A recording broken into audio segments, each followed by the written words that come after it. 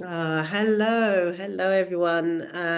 Welcome to my series of interviews with healers, coaches, therapists, way showers, and intuitives.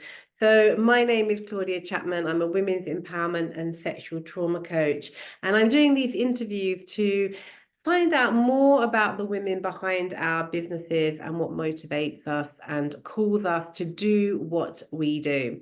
In the world of chaos and confusion, these women are a vital part of our lives, and it's my aim for us to get to know these women a little better.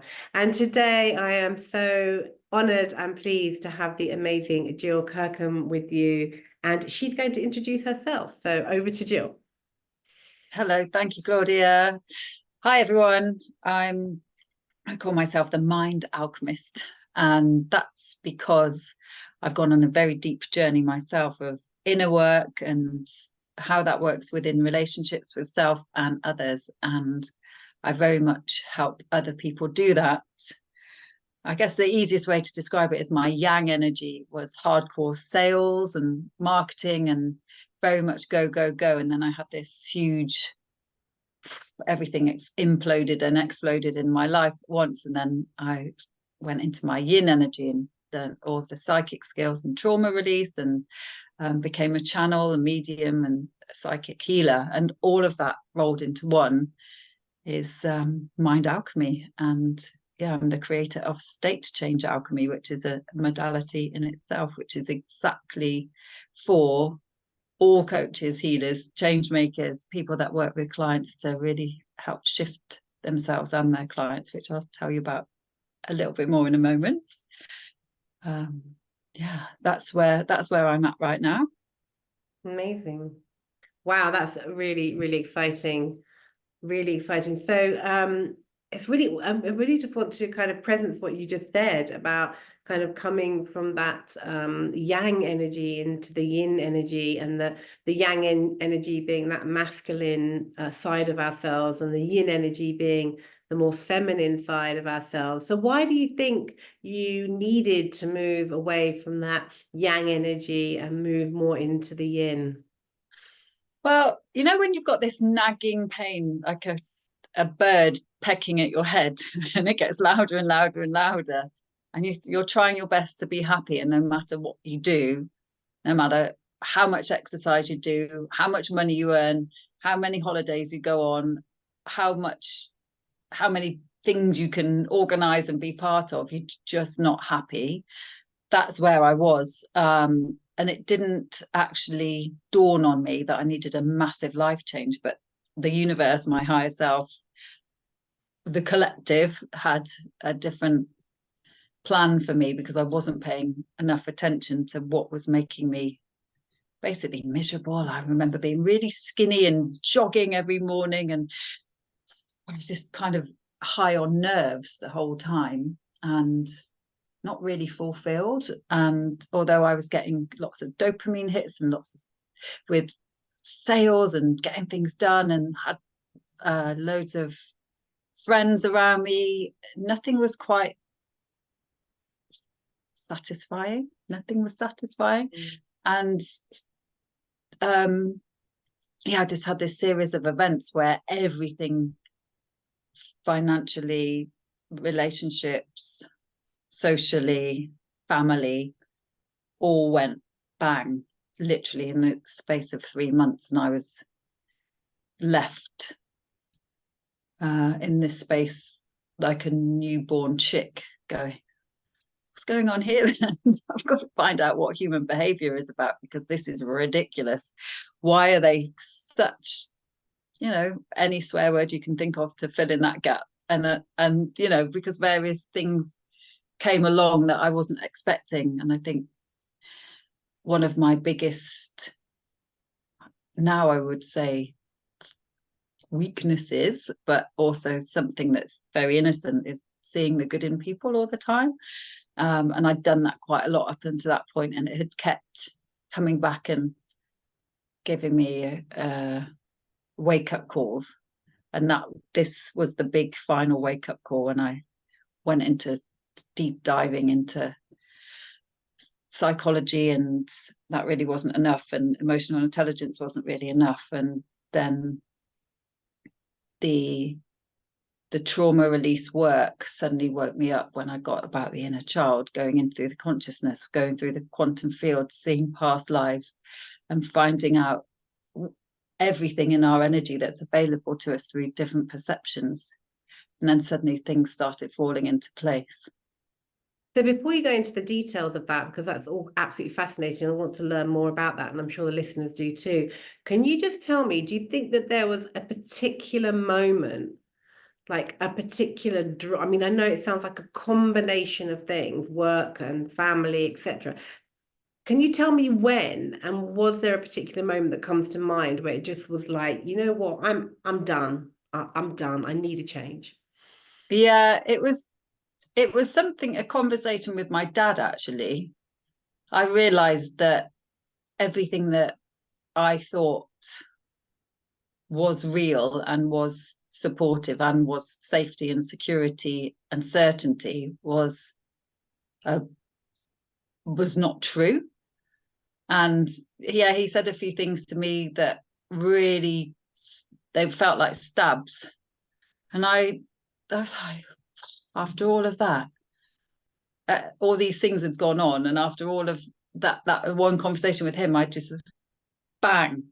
If the man who I thought was always going to be there for me isn't, and actually it's been a bit of a hard work, to say the least, over the years, you know, and a great gift of learning now I look back, but it was my relationship with the masculine that made me question all my other relationships with the masculine, and my own masculine, and why I'd built up this masculine side of me to power on through. And it kind of, in a way, had been to follow in his footsteps or please him, to be in that space. And Right. yeah. And then I'm like, oh, actually, well, I'm not meant to be doing all of this. I'm meant to be helping others, because my heart, I used to remember hiding my astrology books when I was a kid because I felt embarrassed by it, you know. But it was seeing all kinds of beings and things in my bedroom. I kind of switched all of that off at a young age as well. So it was all embarrassment and can't do this and can't do that and should do this and should do that, and all of those things that needed unraveling. So I looked at it from a point of, what's the masculine doing and bringing, what's the feminine doing and bringing. And the feminine was kind of living in a value system of, what do I look like? What are my clothes like? Not what am I receiving? How am I being? Well, there was brilliant with people to a degree. A lot of it wasn't very deep. A lot of it was masking. You know, a lot of it was running on my nerves, as I said. So yeah, there was loads of unturned stones.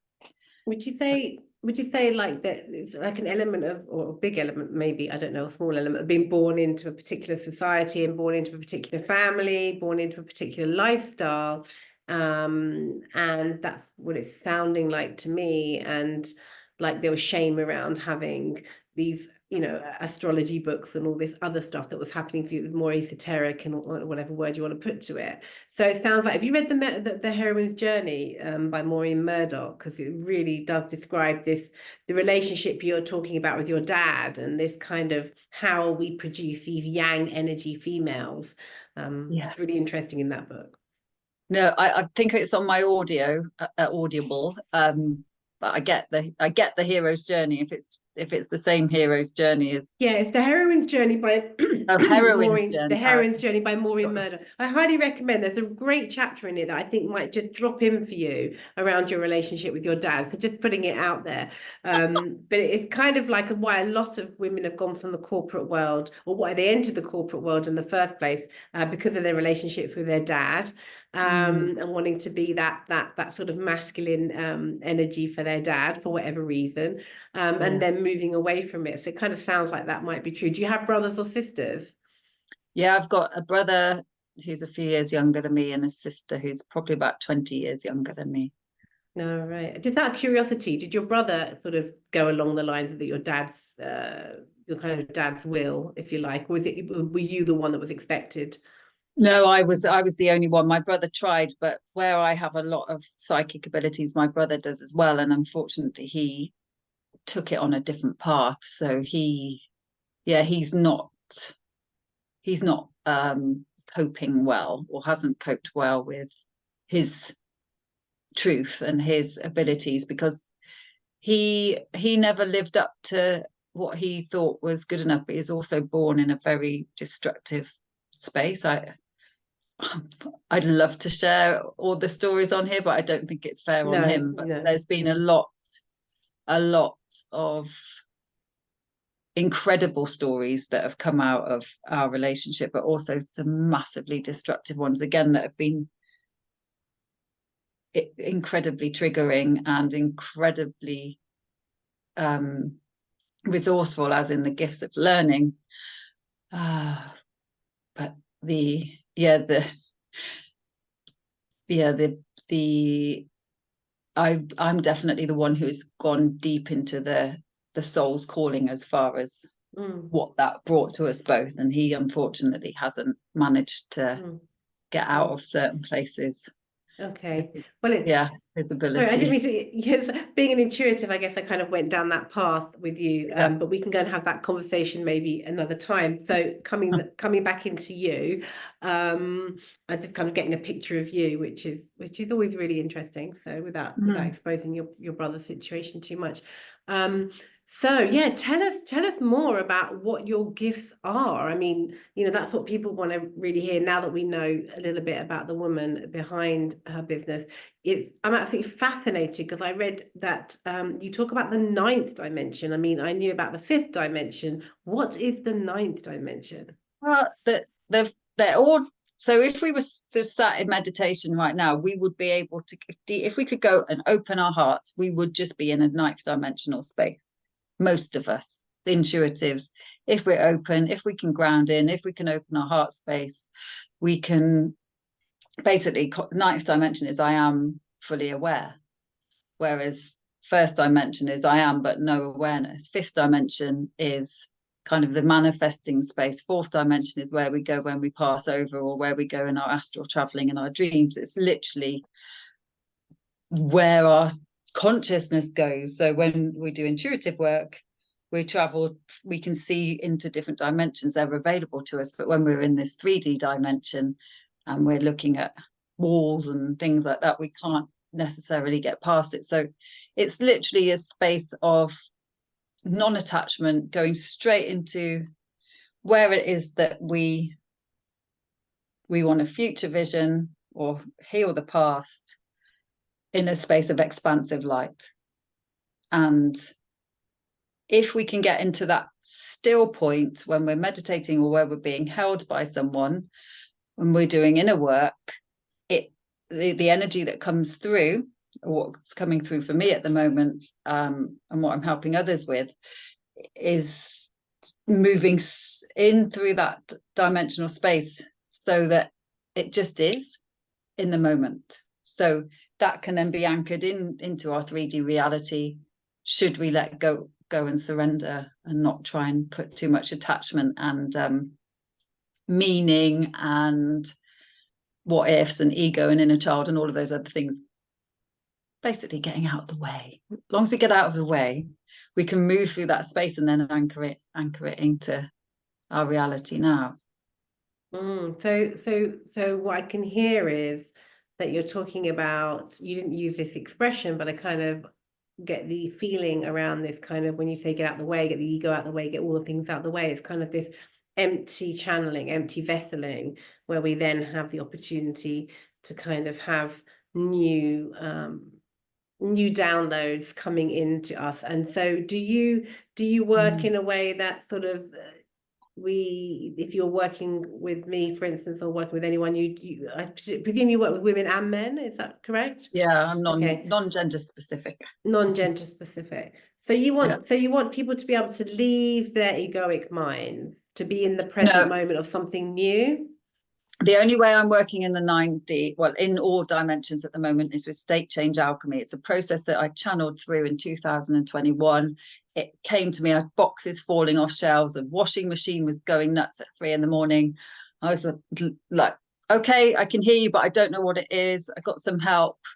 And a friend who I met in mediumship training, I said, can you just hold space for me because I can't see what they're trying to show me. And we went down into the darkness of when I was a child and turned all my gifts off. And because it was fearful, because I was terrified, I was paralyzed in my bed because there were things on my bed and all of those things. And then as we went deep into the dark and opened up into this light space, which is what I was being guided to do, it all came through, or the energy came through in this huge spiral of light, which is coming through this dimension, ninth dimensional space, came in, and then that became the modality which forms part of state change alchemy. So it's not you can't bypass the ego or the inner child or that stuff, because you're just going to be bypassing your truth and your lessons in life. However, with this particular modality, it's about creating clarity in the moment. It's creating shifts in reality. It's about resting or manifesting. It's about knowing when to make a left or a right with your work, and those kinds of things, or your relationship. It instantly aligns you in that moment with the clarity of your next steps. That's how I'm using it, because you have to be really careful with trying to buck the process, I feel. So you have to be, we have to do the work. We're here to have certain soul lessons. We're here to have destiny points. We're here to, heal ancestral stuff, which that's part of our awakening journey, is to do all of that. But this particular modality with the ninth dimensional aspects is for people on their awakening, so that once they can activate, which I help people activate in the ninth dimension, all of the dimensions through the heart, then their perception levels increase, so that everything gets easier. So less dense, more clear, more psychic, but the nuances of life become more obvious. So that's, in this particular circumstances, that's what I'm working with, those dimensional perceptions. It sounds complicated, but it's not. It's just like different windows. It's a bit like having, I was diagnosed with ADHD. It is ADHD, but it's the superpowers of ADHD. So, you can just see different windows at the same time, and the information comes in. So it's more helpful. So when you work with a person, how do you work? What's the process, or a little bit about the process? Well, when I work with one-to-one clients, it's all very intuitive. I've got several protocols that I've developed myself. I work completely intuitively. I connect multidimensionally. Sometimes consciousnesses and beings come in to do the work for me, whatever the person needs. I'm very much, as soon as I'm grounded in, I become a connected being for their higher self. So my higher self basically connects with their higher self, and whatever they need, it comes through. And because I'm a channel, would you call yourself a channel? One of the things I would call myself is a channel. But with the state change alchemy, it's a 45-minute process that anybody can use, that basically bridges the gaps between any kind of coaching or hypnotherapy or those things, and people that haven't done any. Say if you're a business coach or marketing coach, it's giving a different tool to all kinds of coaches that they can use, that also makes them more consciously aware and basically better at receiving themselves as well. So on an energetic plane, especially for people who aren't used to working on the spiritual realms or the energetic realms or the quantum realms, whatever realms you want to call them. It's kind of, so I kind of hear that you're calling in people who are already in business, women who are already in business, or people already in business who might not know about what you're talking about, but they're curious. And they're curious to know, how can I do better in my business? How can I do, because you say you come from a marketing background. Sales So mostly. Yeah. sales, okay, sales. So how can I make, I mean, that's a big thing for people in this world, you know, how Yeah. can I get more clients? How can I make more sales? Well, okay, so let's kind of work on this state alchemy 45 minutes of you actually just tuning into different realms in order to understand where you're at better with your Yeah. business. Yes, does that sound about right? That is, and then teaching other coaches how to use it for their clients. So Amazing. it's a facilitation, it's an add-on tool for anyone on Great. their awakening journey to use alongside the gifts they already have.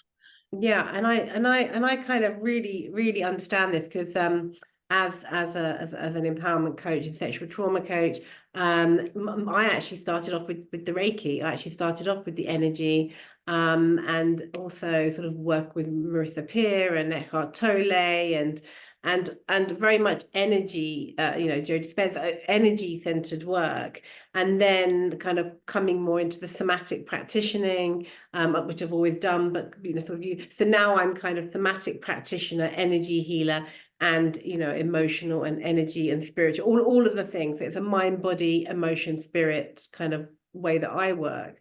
Yeah. So I really see that there's a value in getting people to really sort of hone in on, you know, actually the next question I was going to ask you is, you know, the why. If we don't know why we're doing something, if we don't know why we're trying to get new clients, or why we're trying to put this thing out there and the whole world needs to hear about it, because I mean, that's where we're at. There's like hundreds of coaches, thousands of coaches going, well, what's my purpose right now? What am I here to do, and why am I here to do it?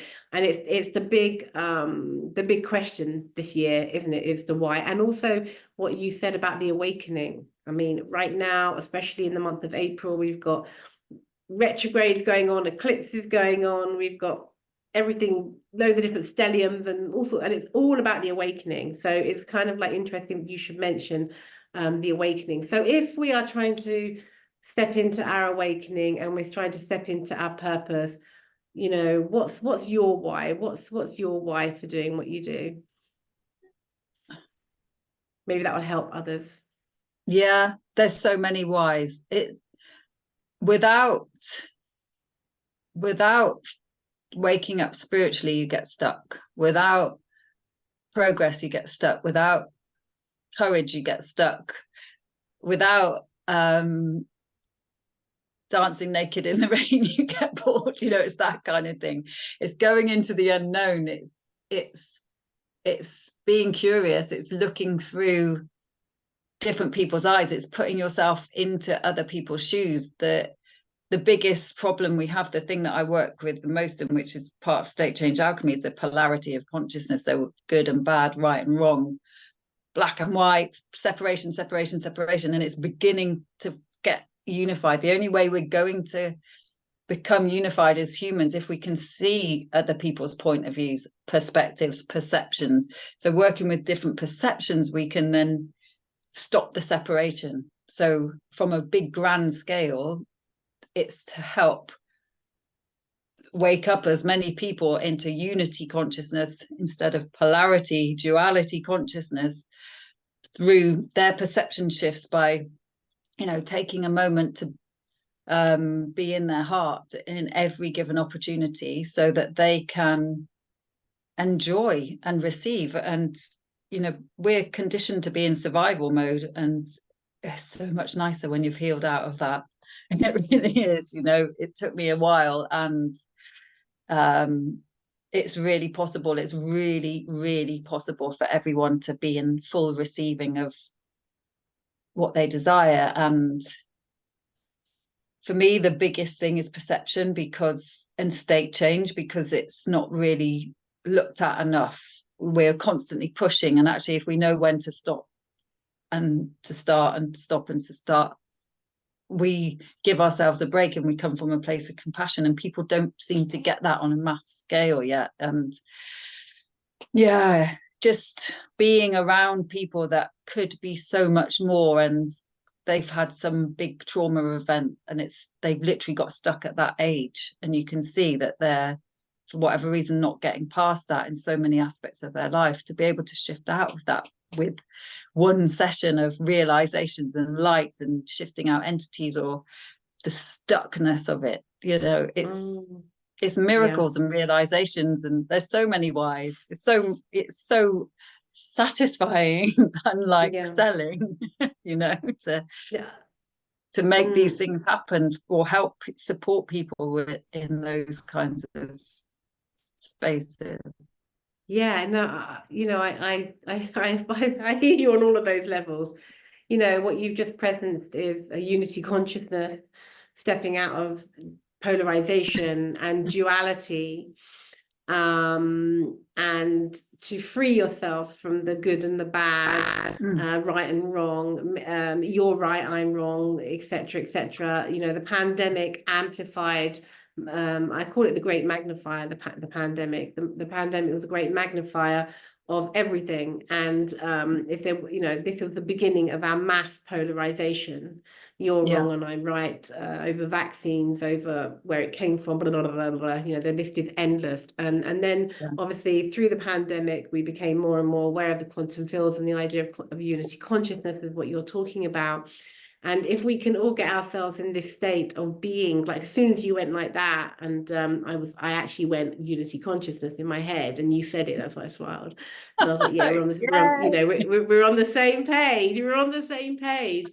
And as part of my daily practice, actually, we do this Venus lock, and we send out love to the world, and then we bring it back into ourselves. And we do this every day, and then we sort of scrape our hearts.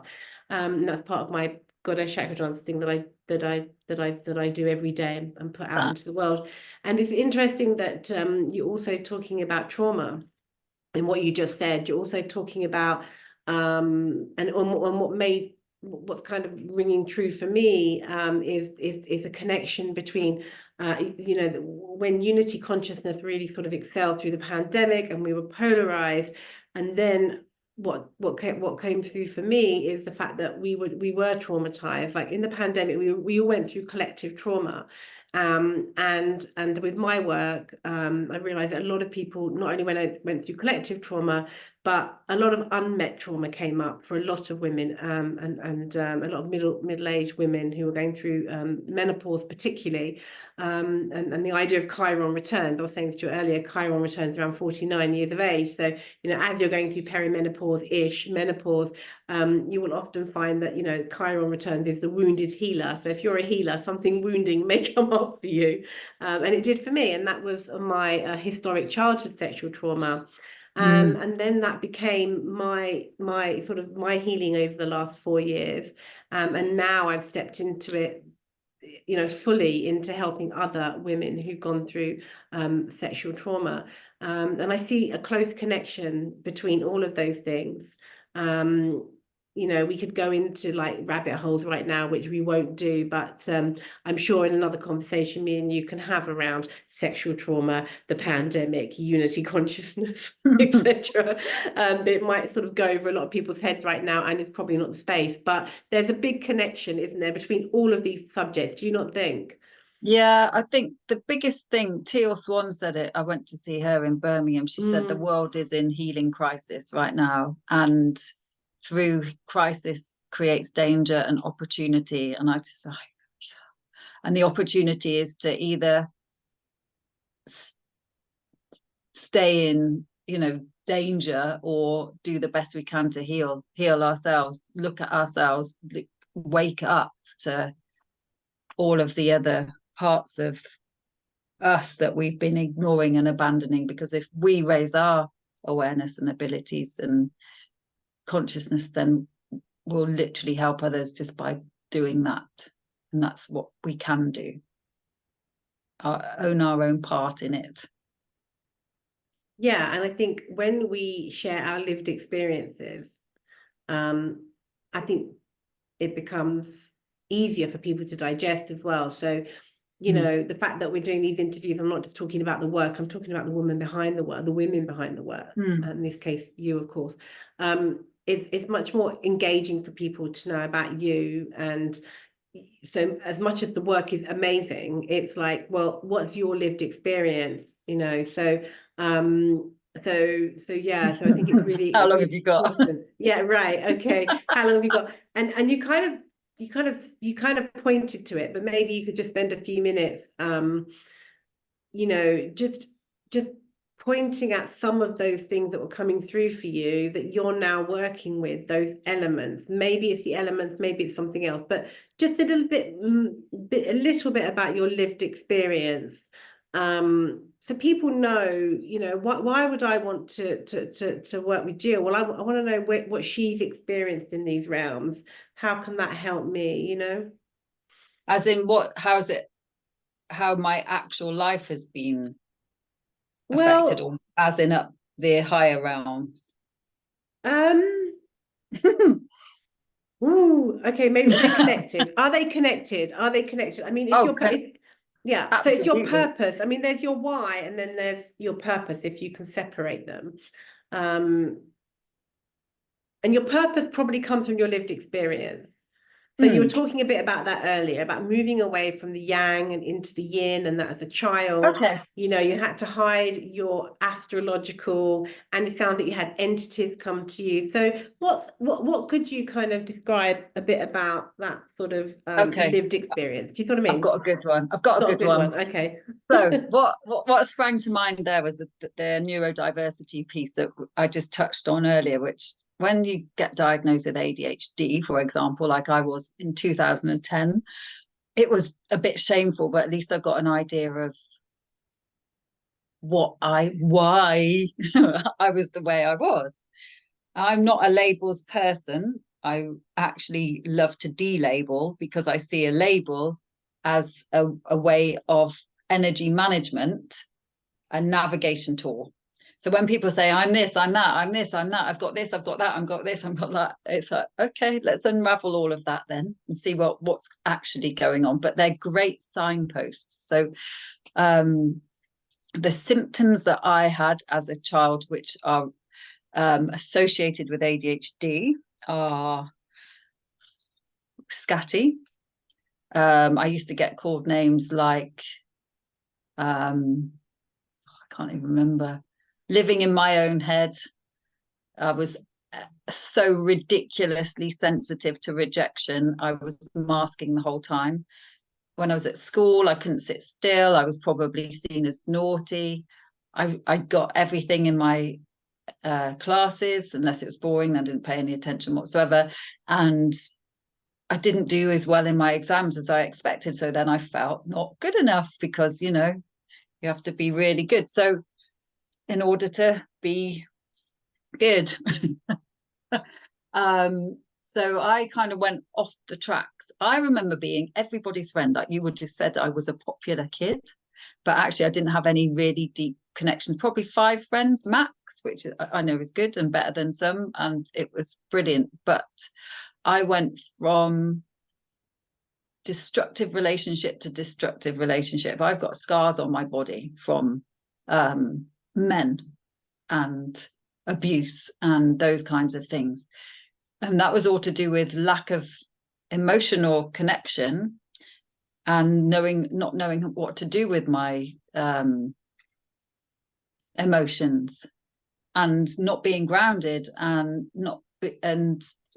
actually having one of the most creative minds probably in my class or in my school, but it was constantly put into restriction. And then by having certain things going on at home that were very constantly restricting and emotionally void, and loads of shouting. I just remember loads of shouting. As a highly sensitive, highly intuitive, and highly emotional child, it was tough. So what I've since worked out, and the thing I help other people with now, is if you're high functioning, highly intuitive, highly sensitive, and highly all the things, like you're basically, or ADHD, you're basically having a lot of those symptoms because it's the trauma, or because it's the subconscious programs, or because it's the limiting beliefs or the coping mechanisms that you've created for yourself in order to stay on high alert in case something goes wrong. So you leave the fridge open 20 times a day because you're Right. constantly having to think all the time. So when people talk about ADHD being a superpower, and I love to call it attention dialed into a higher dimension, it is. 100% is. And when we say we're highly emotional, it's nothing to be ashamed of.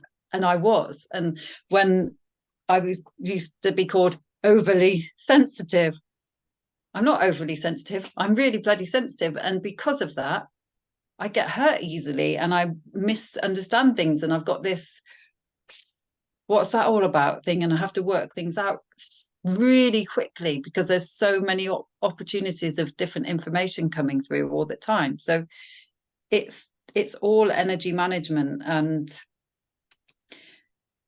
a lot of what is seen as problems with things like ADHD are literally simply the navigation tools to hone in your gifts.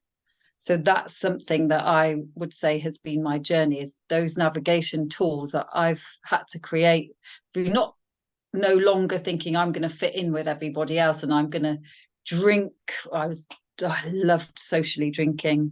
It was my sense of belonging because I worked in a pub and everyone was busy mates, best friends. In about my 17, 18 childhood rave days, went out clubbing all the time and ventured off to raves here and everywhere. That was incredible. That was probably the first time I actually felt I belonged anywhere or really could have proper deep friendships, but there's all kinds of substances or drink involved with that.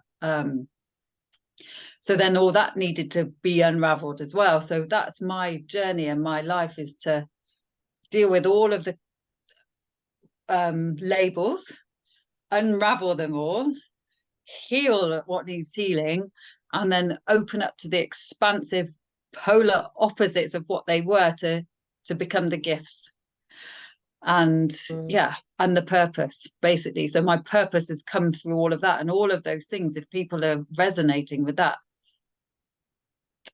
that's how I help people find their purpose and get on their purpose as well. You know, just from going into their future self or past self to get what lights them up and what was their challenges. And, you know, we can always work through that as well.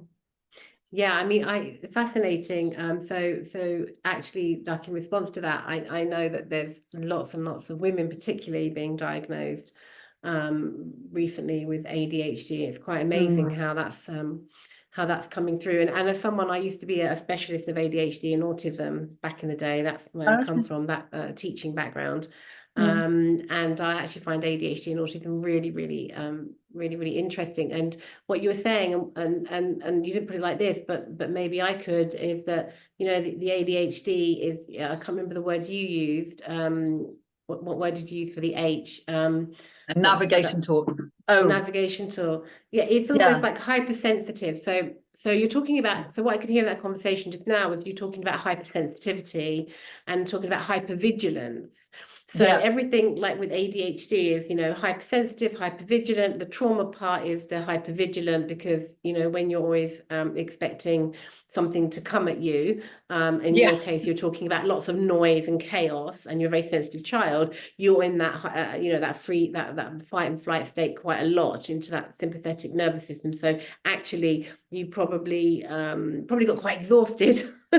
Probably got quite exhausted from it, and probably you're dropping out. Your way of kind of dropping into the parasympathetic, into your rest and digest, was to zone out as well, and to go into these other realms, and to kind of be in this other space other than that was in the real world, as it were.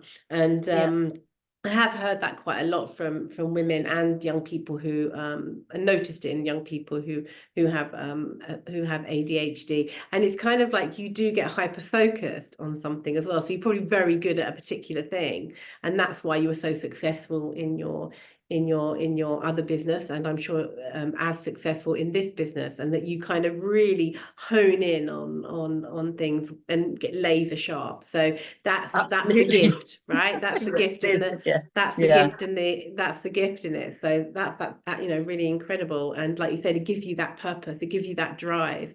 So just to I don't know how long we've been on, but just to kind of finish off, I think we've done very well. I think we talked quite a lot. I can see those amazing pictures behind you. Could you tell me a little bit about them?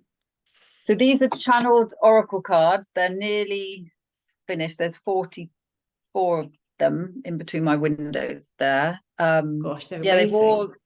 They are. They've all got different stories, and often some fall off the wall. Did you paint them?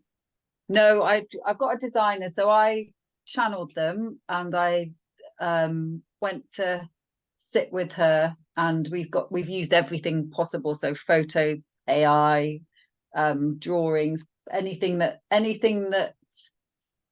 we can make. Is it okay to move the camera? Yeah. I'll show you. Anything that we can make the images that were coming through work. Oh God, I'm doing it all the wrong way. It's going backwards to what I'm doing. So yeah, some of them are I was just honing on one. Yeah, I was going to say, could you talk us through one of them and just describe, because I mean, they are absolutely amazing. So are these going to be oracle cards? They are. What one falls off the wall a lot? Okay, so which one falls off the wall? Which one wants to be known to the world? Yeah, this right now. Orange one, that's about being in your juicy feminine. That one's come off when we were having a mass discussion on Black Friday, and I was zoning out, to be honest, on a networking, and then someone went, Jill, what do you think? And literally as I went to open my Zoom, that fell off the wall, and I said, well, this card, it's got the sacred geometry, 12 Merkabahs in there. It's about being self, being in the feminine, heart open, going into the juice, and 6 and 4 is obviously works 10, which is 1 beginning. And it was all about just let's call it Juicy Friday instead, and or put Juicy Fridays out and just let go of all of the talk, whether it's good, bad, or ugly, and just make it fun. So they've come off at different times. People love this one, that one. yeah, I was going to say, I have to say that's the one that was pulling me in. Yeah. Maybe I knew that. She's like, it's like fans and smoke and volcanoes and walking towards. I mean, tell me about that one. She was initially, when I was getting the vision, was cowering in between the mountains, and then all of the moons and the planets were spinning around, and she was being